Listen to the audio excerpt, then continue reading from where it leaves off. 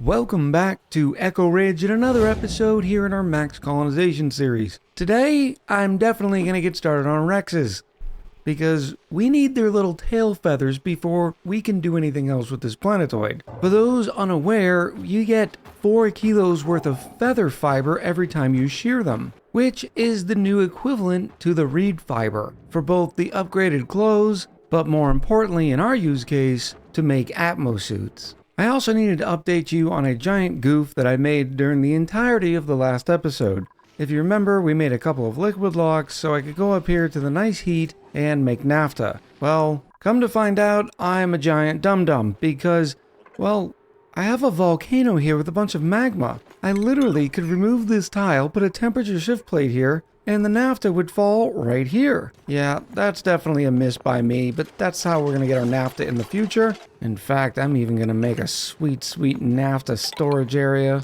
There we go. Now whenever we make naphtha, it'll fall into this little pool. We'll be able to pitcher pump it out, and any excess will be dumped back in this bottle emptier. Unfortunately, I want to get rid of all this now though, because, well, it's going to annoy me and remind me of my past mistakes, and I'd rather keep my head in the sand. So I'm going to get in there really quick, do some deconstructing, maybe mop up this naphtha, and then I'll seal this whole thing off with some more insulated tiles. I'll keep the liquid locks in, because eventually we're going to need to get over there. Easy peasy. Now somebody will come grab this naphtha, and then I'll be able to seal it in. Now, for our Rhexes, if you remember, we got plastic online, and I was down here churning out some steel, and that way we can get a basic thermal aqua tuner setup. In my past series on Twitch, I had a basic setup here in the cold biome, but I'm in a hurry to get things done. You're welcome. So I'd really like to set up the permanent ranch just from the rip. The limitation factor in the Rhex ranch is the fact that they eat dartles.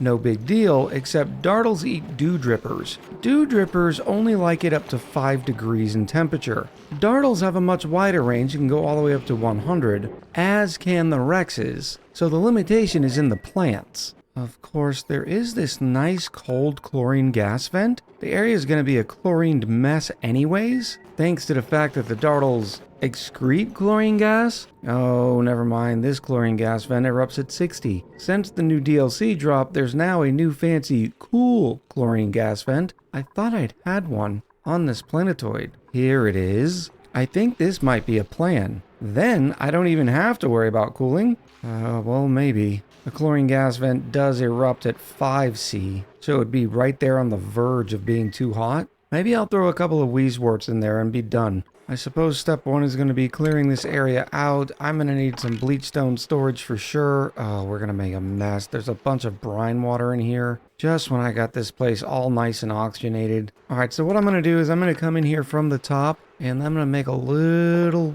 hole right here so this brine and this brine can sort of fall into it. And I'll even not dig out this first one until I have it nice and sealed. And time is sort of the essence because this cool chlorine gas vent is dormant, so I don't have to worry about all that chlorine going everywhere. So let me do some digging and I'll update you here in a few. Unfortunately, during my digs, the Megapron, well, the naturally planted Megapron sort of drowned and uprooted itself, so no naturally planted Megapron for us. But the news isn't too dire because all it takes to domesticate them is chlorine. And we're about to have plenty of it. Speaking of which, how many of those spores do I have? Oh, I have 5 spores. That's going to be plenty. I suppose I'm also going to want to empty all of this brine. I don't think we have another brine storage. We have some salt water here. We have this tank up here, but it's chock full. Plus we have all these liquid reservoirs. Would the comments be mad if I just ejected all that brine to the vacuum of space? Would they say it's wasteful? Probably. Looking at getting power to the liquid pump, I've realized this line here is probably a little too stout. So I think I'm going to separate it, say here. Actually, let me go up one higher. And that way, this hydrogen generator is responsible for the primary base, and then this one is feeding the little stuff down here, so it's not too big of a deal. Now there is a lot of bleachstone in the bottom here, but the dupes automatically come and grab it. I can't remember where they're putting it. Oh, maybe it's in here? it is in here. So I'm gonna have to keep an eye on that because we only have storage for another 10.2 tons. But eventually all that bleach stone will be stored in this ranch anyways. Now you may notice in the top left of the screen that the stress is going to be going up for a little while, and well, that's going to be a permanent facet of this colony until we get suits, because well, the little oxygen masks that they're in do nothing for the massive amount of chlorine that they're going to be suffering under. Also need to get this cool chlorine gas vent analyzed. Additionally, I'm going to have to liquid lock this place in, and once we do that, well, they're going to be upset about walking through the water. One consideration that we have to take in this whole thing, and the reason why I just realized I'm not going to be able to use just a wheeze wart and the cool chlorine gas vent is, well, the brine ice. As a reminder, brine ice turns into a liquid at -16.5. I don't want that brine ice to turn into a liquid because I need the brine ice to be able to feed the dew drippers. Now the dew drippers are what we're feeding the dartles with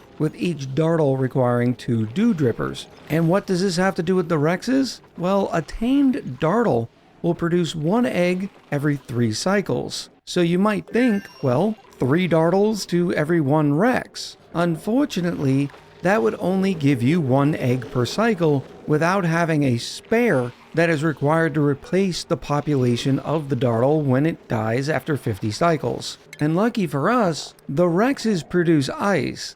Now if you feed them just the meat of the dartle, you're only going to get 64 kilos per cycle. But if you feed them live dartles, I know, they'll give you 128 kilos of brine ice per cycle, which is enough to keep 12 dew drippers going and 6 dartles, which will be plenty to keep that Rhex going. So now's the question is, how many Rhexes am I going to run? How many dartles? And to be honest, I'm not quite sure yet. Being this is the Max Colonization series, I know I'm going to need plenty of feather fiber, and the Rhexes will give us 1 per cycle. And eventually on another planetoid, we're going to have access to thimbleweed. And other than the meat coming from the dartles, the tough meat coming from the Rhexes, probably a couple Megaprons that we're going to be getting from the chlorine coming from the cool chlorine gas vent, I don't have a need for the brine ice. So other than the food and the tail feathers, this ranch isn't really going to be giving us too much else. 3 Rhexes would require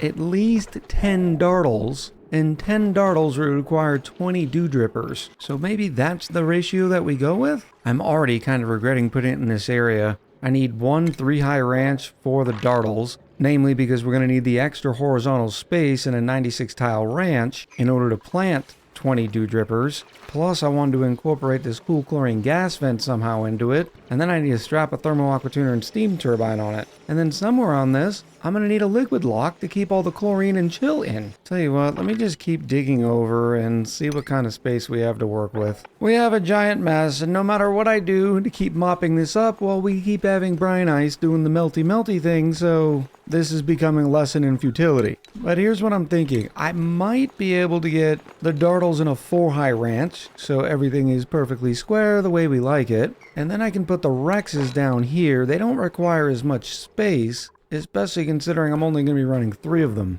And each Rhex only requires 16 cells. The question becomes, where am I going to put the liquid lock? I would like 1 liquid lock for both the Rhexes and the dartles, but that's going to require a little bit more space because then you have to have the ladder run in between the ranches on both of them, which could also potentially eat up some of the horizontal spacing. Maybe I just need to come over even further? Alright, it's starting to come together. I'm sort of digging this design. Starting off, we did use the prehistoric overgrown grooming station. Very fitting. We're going to have dartles up here. This is going to be 96 tiles. And if I put the dew drippers right here, that'll be plenty for the 20 that we need. And then we'll throw 10 dartles in here. Now this is going to shorten the ranch a little bit by 21 tiles as a matter of fact, but dartles only require 4 tiles of space. So we only actually need 40 tiles in order to stick all 10 dartles in there. Down here we're going to have our Rhexes and the Megaprons. The Megaprons are actually important in this design because we need them to eat the chlorine. Otherwise, this room will become overpressured, because one cheeky thing that the devs did was make the dew drippers require no more than 2 kilos worth of gas pressure. So for instance, right now, with there being 2.5 kilos of oxygen, well, the dew drippers wouldn't grow. But we do have a soft lock in here, and I'm continuously sealing this in, so it's probably time to vacuum this whole place out anyways. We'll just put a few gas pumps in. I will sync them up like this. And I do finally have access, since we have plastic, to the high pressure gas vent. A little bit of power, easy peasy. Beautiful. Hopefully we don't burn through all this hydrogen in here. It should be fine. If not, I can just pull right off this leg. By the way, quick update on our polymer press sitting in the open. This might be the longest I've ever had a polymer press sitting in the open, but if we take a look at the temperature overlay, it's still between 30 and 45 degrees over here, and it's because of how sparingly the resin comes in. Whereas normally we're loading it up with as much petroleum as we need, and already we're sitting at over 4 tons of plastic. While I wait for the dupes to build this, I want to start talking about that Megapron chlorine gas ratio. If we take a look at our Dartles, we can see that they're going to emit 10 kilos per cycle. Well, times 10 Dartles is 100 kilos. Not to mention the bleach stone that they're going to drop has the potential to also off-gas. But if the ranch is fully chlorinated, the bleach stone shouldn't off-gas. So we'll have to keep an eye on it. But let's start with the assumption that we're going to be producing 100 kilos worth of chlorine per cycle. The Megapron consumes 22.5 grams. Well, unfortunately, 22.5 grams times 600 seconds in a cycle is only 13.5 kilos. So you would need, well, a lot of Megafrons. With the case of our 10 Dartles, I would need 7.4 Megafrons. I don't have an area to fit 7.4 Megafrons unless, well, I could expand this even more. But in that, guys, we also wouldn't want the Megafrons to consume too much. Actually, would it really even matter? For instance, if I used 8 Megafrons, yeah, they'll consume more, but then the bleach stone is going to off-gas and fill it back up. It looks like from the Megafron it takes the 3x3 tile. So this area here would only be good for 2 Megafrons down here. I suppose I could put some over here, but then again, that would block auto sweepers and stuff in the future. Chlorine does drop, so maybe we put the Megafron farm down here? Oh, I'm starting to like this a lot. Why aren't we pumping anymore? Oh, we need more buffer tanks. What else is new? Now, as awesome as this liquid lock is, unfortunately, it's only brine, and this area is going to be cold enough to keep brine frozen, so I'm going to have to replace this with, once again, naphtha. The gift that keeps on giving here on the prehistoric colony. Let me grab some of that well-earned plastic, and then I will put it right there. Man, I really wish I would have thought of this last episode. This is going to be so much of an easier process. It would have saved me so much time. I have one little tile of carbon dioxide blocking the naphtha, but we still have some available here, so I'm not too worried about it. And then I will just say naphtha over here and enable auto bottle. Once I get the little bit of liquid lock here, I will mop up the brine. I just don't want to ruin what progress we've already made here. Now that I'm realizing this, we have another issue. The fact that the chlorine gas vent is also going to be producing chlorine, and it will not overpressurize until 5 kilos. And it produces 380 grams per second, with an average output of 99.2 grams per second, which is enough for another 4.5 megafrons. This build just got even more complicated. I'm starting to get some brownouts on this power area here, and it's due to all these gas pumps that are still going off. Oh, do we just have chlorine in here? Oh, there's still one layer of oxygen. I need to get that out, even though it's only 13.1 milligrams, which I tell you what, probably deserves a gas filter. And I'll also move these 2 gas pumps up, and if it's chlorine, it can come right back in. This wire here is still the 2-strand wire. I'm slowly starting to upgrade it. As a matter of fact, I had to move this power area over to here, which I also wanted to mention that there were some folks in the comments saying, hey Echo, you don't need to put a power control station because one power control station will work for all power plants. Well, in order to get a power plant, it requires 2 heavy-duty generators, or in this case, 1 heavy-duty generator and a power control station. And in most rooms, I only had the 1 hydrogen generator because it wasn't necessary to have 2. So that was sort of the method behind the madness. And I just realized I'm going to have a whole lot more gas down here in our Megafrond area, so I might as well add all those gas pumps back. Down to 1.3 tons of iron. Will it make it? Oh no, there's no way. This line just keeps going and going. So time to queue up some more iron. Our tank is up to 13 to 15 degrees. Unfortunately, iron will increase the temperature of the polluted water by 32, but the cool sauce geyser is active again, so it should be able to regulate for a little bit longer. Okay, something bad is happening. I noticed when I went to put another temperature shift plate, and it said I didn't have any more plastic, even though I had 4.5 tons sitting here. Well, it's because the dupes can't get out. They can't get out because the mask does not have oxygen. Why in the world do they not have oxygen? Oh, this must be water. What did I do? Oh, it's the power. Okay, well, this is no big deal. We're just gonna go ahead and disable this oxygen mask checkpoint. I'll remember to turn it back on soon. We did already seal in the danger area, so no big deal here. Oh, wait a minute. I don't think this is a power situation. Water comes in, hits the bridge, and then goes into the input. Whereas this output was going to another output. So this could have been causing an issue. Oh, and we also have this hydrogen generator that is now out. So let me connect those in. It still feels like those oxygen masks should not have ran out of oxygen so quickly. Oh, and Callie's stuck. Callie, what did you do? Cannot reach food. You come up, you go over, you go through here. Oh, there's a tile in the way. How starving are you, Callie? With your popped eardrums, major eye irritation, yucky lungs. Oh, you have 948 calories. You're fine. No, don't go to sleep.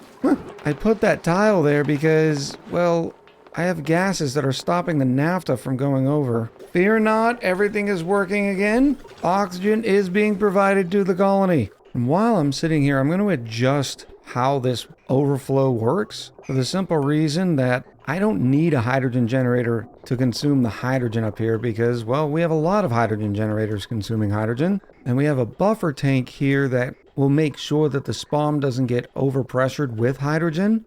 I just need to be able to prioritize the hydrogen coming out of this tank. And I can do that by making sure there's a bridge here so the hydrogen in this line won't spill out if there's hydrogen coming out of the tank.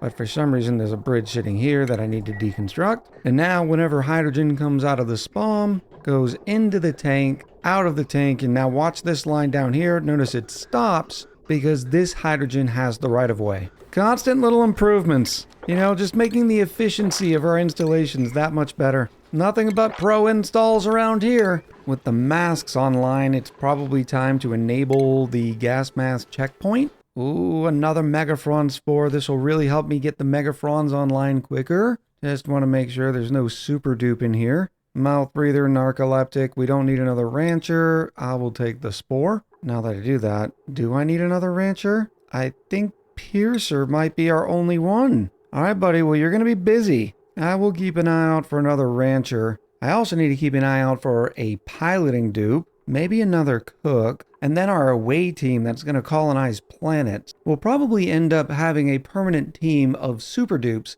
that goes around to colonize the planets, then puts a mini pod there, and then we'll print new dupes to actually inhabit it once the colony is livable. I have started to put the Megaprons down here just to consume whatever chlorine gas we can get our hands on. I only have a little bit of carbon dioxide in here, and the rest is chlorine. Well, I guess there's still stuff in here too. I was just trying to get the rest of this gone. I suppose I can mop the rest of that up. And it's probably also time to start the low priority sweeps. Want to make sure we have a nice clean house for our Rhexes and Dartles. I'll also put in the dew drippers now. We have plenty of brine ice around the colony somewhere. And once the Rhexes are out, we'll have auto sweepers bringing the brine ice up and automatically feeding this area. But now that gets me thinking I should probably get the steam turbine and thermal aqua tuner going because I don't want any brine in here. After all, it's between 10 and 20 degrees. Little baby Dartle, you might want to move, buddy. I will move you inside the ranch for safety. I do have 2,700 kilos of steel ready to go.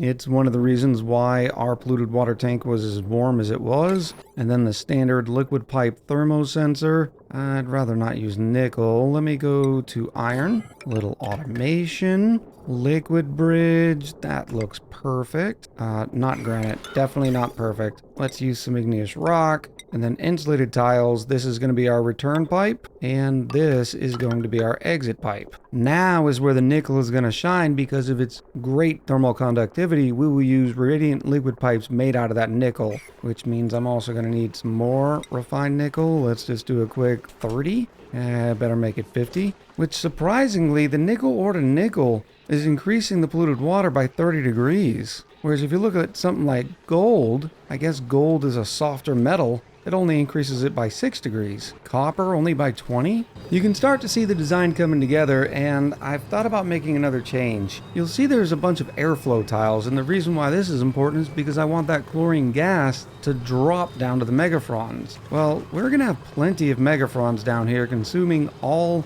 of the chlorine both from the vent and from the dartles, but there's a chance that they would eventually vacuum out this area, or at least get it pretty close, but our dew drippers have to stay above 250 grams. So if that ends up being the case, what I might do is sort of an every other tile situation. In that way, yes, the chlorine does drop, but it may not drop as fast, with the idea being that the dartles will keep enough chlorine in here. I'm not sure if that's going to be necessary, so it's going to be a sort of science experiment. With me moving that baby dartle, and I suppose daddy dartle over here into here, I did disable the overgrown grooming station. You don't want dartles in here before they have anything to eat, and we are still working on clearing this out. We had to let a whole bunch of polluted oxygen in here to get our bottom seal, so that's going to take a little bit longer. All said and done, we did get all the liquid out. It filled about 8 buffer tanks worth. I also put this nice bottle drainer here and connected it to its own buffer tank,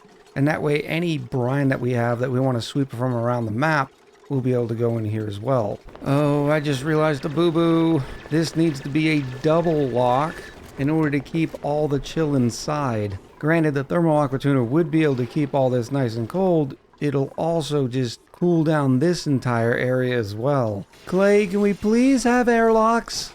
Pretty please? I was deconstructing some ladders up here, and what I was watching is Callie was coming down here doing some stuff, and as soon as I would queue up another deconstruct off the long line of ladders, Callie would stop, come all the way over here, and then go all the way back, which means it's probably about time to enable proximity here under the priority listing. What proximity says is if I'm in the area and I'm doing a few errands, I'm not going to run to the other side of the map to do those errands. I'm going to stay here, take care of these errands, and then go over there. In other words, when it's looking at which errands to do, it's also taking travel time into account. We are up to 5.5 tons worth of nickel, so it is time to put our cooling loop in. I'd like one that's nice and clean, that doesn't necessarily have pipes running in places that we can see. So what I think I'm going to do is run the insulated over there, and then bring the nickel down, come all the way across. Oh, this is going to be decent. And then we'll connect the return right up to it. Okay, it's not my favorite. In fact, I can make it a little bit better. I forgot I have some space here. Okay, there we go. That's enough to get the job done. Except I forgot one thing. I also need to keep the steam turbine cool. There we go. That looks pretty good. Making magic happen. Oh boy. Now the question is, what coolant am I going to use? You can probably guess it. It's the only coolant that we have that can get that cold, even though it's not the best. Naphtha can get down to 50 degrees. Nothing else that we have on this colony can come even close to that. Remember, our magic temperature is keeping it colder than 22.5, so that takes polluted water right out of the equation. Looks like we're queuing up some more naphtha. We're down to 3.7 tons, no big deal. We only have 3 more pesky carbon dioxide blobs. I guess a polluted oxygen blob up there. Let me turn this one back on. But there's something to consider, and that's the fact that the dupes are exhaling carbon dioxide whenever they breathe in their little masks. Now, this isn't such a big deal. The carbon dioxide will fall. Chlorine is lighter than carbon dioxide, but it may just be a problem that we have to deal with until we get everybody in actual suits. So I might just call this as clean enough, and eventually we'll throw a couple gas pumps down here to take away the carbon dioxide. Carbon dioxide's not a big deal. The only issue is it's going to squeeze the chlorine up, but we'll deal with that when we get there. Time to put in the last of the Megaprons. The only gas pump that we will keep online is going to be this one in the center lock, because it will be responsible for keeping this vacuumed out to ensure that thermals are not transferring from one lock to the other. Next up, our coolant pipes are in, so it is time to start throwing in that coolant. Once again, I love the new bottle drainer. It makes everything so much easier. And I suppose I should move the battery over so I can put a little ladder here. The power plane here is going to be pretty simple. We're going to have the hydrogen generator connected to the smart battery, which is going to keep the thermal aqua tuner going. I do need to put it in a room, so we are getting the NG tune-up.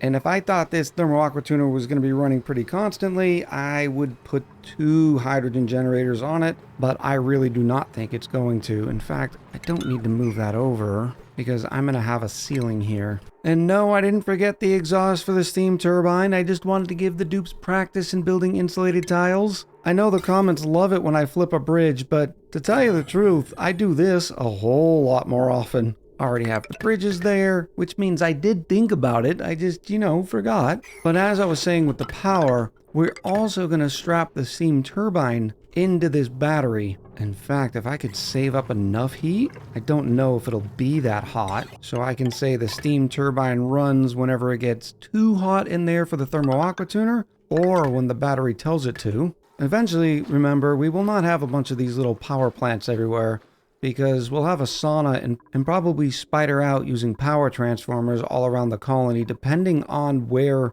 the sauna's going. There's been some hype in the comments as well about possibly putting the sauna here. Well, if I can get enough room for rockets, what I might do is something even cheekier and put the sauna on the entire length of the colony, and just make sure dupes have a way to get from here to the spaceport. And that way, any rocket that blasts off would empty its heat into the sauna. I don't know.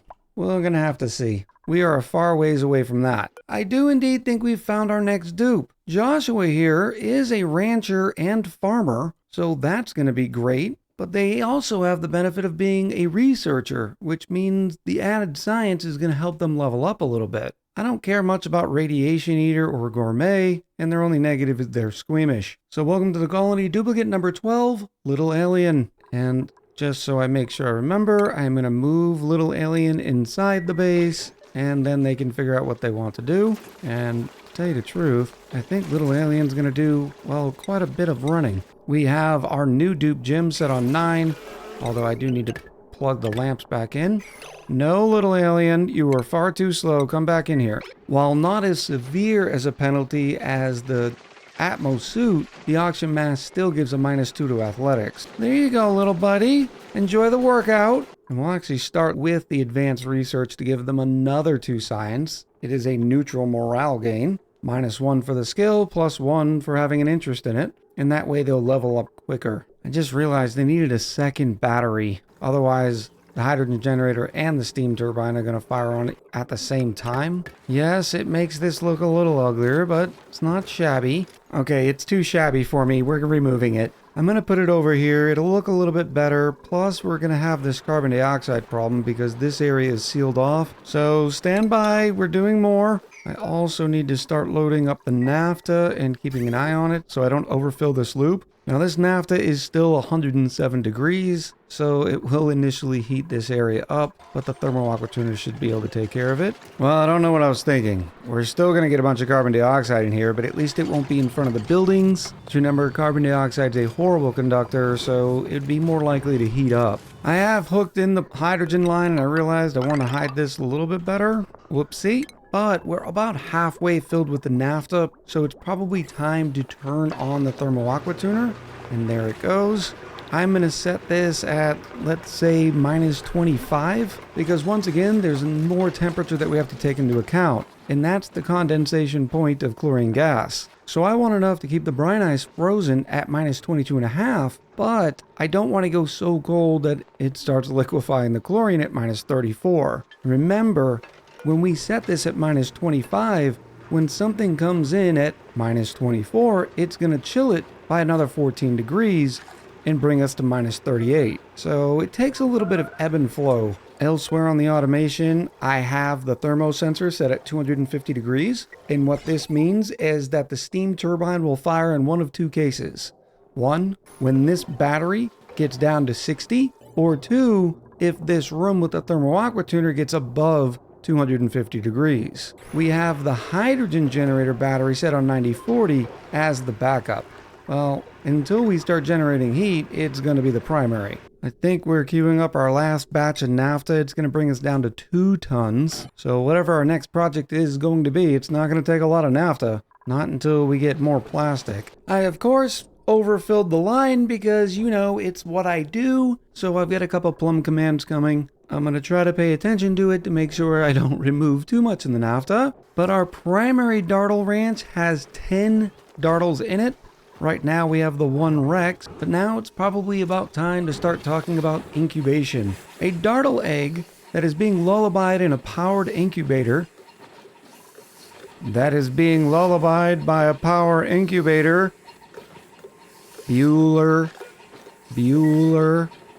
Thank you, Piercer. Hatches in just 2 cycles. Well, you may have noticed that I took out the fire pole because I needed a total of 6 incubators, which, to tell you the truth, is not going to be quite enough because I need to replace 10 Dartles every 50 cycles, where I'm going to be feeding 3 Rhexes. But I didn't want to add another incubator and make this look all sorts of weird, so this is what it's going to be. Every once in a blue moon, a Rhex is going to have to skip a meal. Now, the way we do this is I have a critter drop-off that says 10 Dartles in the Dartle ranch at a priority of 6. Whereas I have a critter drop-off in the Rhex ranch that says drop off 3 Dartles at a priority of 5. So they will fill this ranch. Oh, no. Okay, there's only a few blobs missing. So what this means is when the dupes come to drop off the Dartles, they'll go fill the Dartle ranch first, and then they'll provide food for the Rhexes. And I just realized I need one more thing in this Rhex ranch. The entire reason we were doing this, to be able to shear the Rhexes. Which means I have to get rid of that Megapron. I should probably also queue these ones up. Right now, they don't have enough chlorine gas pressure to consume any, because the minimum for them is 500 grams. But once we get this symbiosis going, with the Rhexes giving us brine ice, feeding the dew drippers, and then the Dartles being able to eat, they will create more chlorine. And ooh la la, there's our first 4 feather fiber. And don't worry, the Rhexes are blind, so they can't see the fact that they're missing feathers back there. And no, I'm not kidding. They are sightless apex predators. Now on the incubators, in order to save a little bit of power, because I'm hoping to be able to transfer all the power requirements for this ranch here all over to this system, at least one day. But for now, it's off of this subgrid here, being provided by the hydrogen generator. But because we're only using 1 hydrogen generator in there, I need to make sure that I'm not blowing the circuit by having too many incubators on at one time. So I have 3 different timer sensors that turn on green for 60 seconds every single cycle, just like these 2 are here. And the rancher will come over here and lullaby them. Well, maybe not this cycle. I really need to get Little Alien trained up and out and about here soon. And then it flips over to the next 2 incubators, and then finally the final 2. Another advantage of doing it this way is the rancher's coming all the way out here, and now they can lullaby 2 incubators. It's also time to get rid of the bleachstone storage here, so I'm going to relocate all 12 tons down to the ranch. And when we get some bleachstone from around the map, I'll have it dropped off here. Not quite sure where yet, but we'll figure that out when we get there. Oh, it looks like the Rhex's first lunch is here. Dun-dun, dun-dun. Little Alien is finally ready to become a rancher, which is good news because Piercer's been falling behind. Now we'll go to the priorities and make sure that Little Alien's doing nothing but farming and ranching. Oh, and we also need to close them off in here. There you go, buddy. Good luck. No, we're not going there. You have stuff to do. Why are you running on the wheel? Farming, ranching. Okay, here they go. I'm still waiting for this to sort of fix itself. We have a little bit of brine ice here, but you can also see we are melting some. The naphtha is at minus 27 there, minus 26. So we're getting a little too close for comfort. So I'm going to boost it up to say minus 28. But next on the docket is the shipping system. What we're going to have is the Dartle eggs automatically drop to this conveyor chute. We're going to put some wonderful auto sweepers here at the bottom. and then a pair of conveyor chutes. And that way all the Dartle eggs, because they do lay a lot of them, will be split 50-50 between these two conveyor chutes. The auto sweeper in this incubation room will load up the incubators first, because they're on a priority of 6, and then they'll load up these conveyor loaders with nothing but Dartle eggs. So the excess Dartle eggs are going to come all the way over here, and then end up in our kitchen, where they will get to live the wonderful hatch life and evolve into meat. As for the Rhexes, we're starting to put in their auto sweepers. Now, a Rhex lives for 200 cycles. We're only running 3 Rhexes, which means we need to replace 3 Rhexes in 200 cycles, while the Rhex egg will give us 3 Rhexes every 100 cycles, so not a big deal at all for them. The more complicated problem is getting all the eggs and everything out, so they too end up in the wonderful evolution chamber, which you may wonder how a Rhex is going to fit in there, but remember, it's just the baby Rhexes. I know. Look, I didn't create the game mechanic, and then we put the same auto sweeper system. Auto sweeper loads the incubator up first and sends all the rest of the eggs to the evolution chamber. Well, as soon as I type in Rhex eggs here, the only thing I'd like to add is some automatic transport of the Megapron grains, but I don't know if I'm going to. For one, I can fit the auto sweepers perfect on this level, but I can't on this level. I suppose I could lower them, and now would be the time, but I'd have to lower this whole thing here, and then we get a bunch of polluted water and everything in. But the benefit of having the Megapron grain sitting here is the fact that it's sitting in a sterile atmosphere and it's deep frozen, so it really isn't too big of a deal, other than the fact the duplicants are only going to come by and grab 3 grains at a time. Okay, I've managed to corner build 4 of them. Now I just gotta get in here and do this one right here, which means I need to take the anatomy poster off. Ooh, free databank. And then demolish this, but need to get in there. This silly cool chlorine gas vent keeps heating it up just enough to be able to unthaw the brine that's sitting down here. We still got a little bit more to do with it, but it's been cumbersome to say the least. It eventually freezes back because we have the cooling loop going through it, but still not opportune. You know what might help in here is temperature shift plates. One thing at a time. Another weird thing that's happening is this Rhex is still wild. It hasn't been ranched. I might have to give the game a restart, but the dupes are only ranching the Dartles in here. And it looks like the reason is the Rhex can't get over here? They can go down a tile, but they can't go up a tile? Or is it something to do with the door? Let me try relocating him over here, which is then going to be a problem because I wouldn't be able to shear them. Oh, wait a minute. I'll just move the grooming station over here. And then I could make this whole system better by putting the incubator right here. Okay, give me another minute. I am going to add those temperature shift plates, so hopefully the temperature will stabilize over here, at least so we don't get all this brine backing up. And I've realized I have another issue here, because if I drop the Rhexes off here, and for some reason they can't get up here, well, I'm going to need to put a critter drop-off over here, at least for the Rhexes. And the silly Megapron does not like it there, so I'll probably end up having to uproot one of them. Not a huge deal, but something to keep in mind. Oh, look, it's a baby Rhex! So we're about to see, because this Rhex is already tame with the grooming station over on this side.